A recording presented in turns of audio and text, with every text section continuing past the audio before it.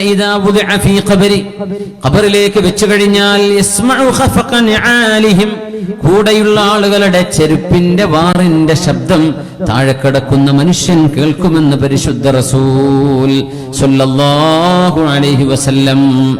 സ്വഹീഹായ ഹസനായ ഇമാം ഇബ്നു ഹിബ്ബാൻ തങ്ങളും മറ്റു സുനന്റെ ഇമാമിയങ്ങളും റിപ്പോർട്ട് ചെയ്ത ഹദീസ്. മരിച്ചവര് കേൾക്കോ? കേൾക്കും. എല്ലാ സാധാരണക്കാരും കേൾക്കും. പിന്നീട് ബാക്കിയുള്ള വിഐപിയുടെ കാര്യം.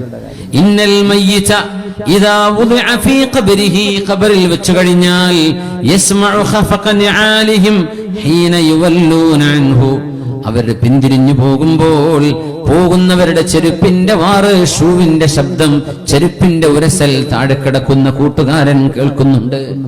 ഫഇൻ കാന മുഅ്മിനൻ കാനത്തി സ്വലാത്തു ഇൻദ റഅസിഹി മുഅ്മിനായ മനുഷ്യനാണ് ഖബറിൽ കിടക്കുന്നതെങ്കിൽ നിസ്കാരം തലയുടെ ഭാഗത്ത് വന്ന് നിൽക്കും.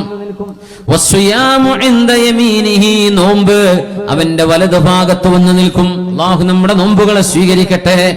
വസ്സകാതു അൻ ശിമാലിഹി സകാത്ത് ഇടതു ഭാഗത്ത് വന്ന് നിൽക്കും.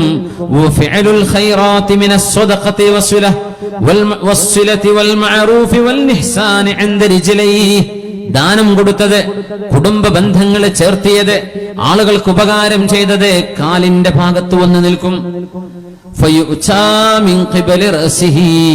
ആ മനുഷ്യനെ ശിക്ഷിക്കാൻ വേണ്ടി തലഭാഗത്തുകൂടെ വരുമ്പോൾ നിസ്കാരം പറയും, മാ ഖിബലി മദ്ഖൽ എന്റെ ഭാഗത്തുകൂടെ വരണ്ട, ഞാൻ വിടൂല, അവൻ നിസ്കരിച്ചവനാണ്.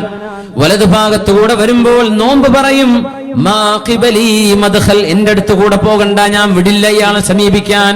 ഇത് നിസ്കരിച്ചിരുന്ന ആളാണ്, നോമ്പെടുത്ത ആളാണ്. ഇടത് ഭാഗത്തുകൂടെ ചെല്ലും, സകാത്ത് പറയും, ഇത് സകാത്ത് കൊടുത്തിരുന്ന ആളാണ്. കാലിന്റെ ഭാഗത്തുകൂടെ വരും, എല്ലാ നന്മകളും പറയും, ഇയാളെ ഉപദ്രവിക്കാൻ ഞങ്ങൾ വിടില്ല. ഫയുഖാലു ലഹു ഇജ്ലിസ് ആ മയ്യിത്ത്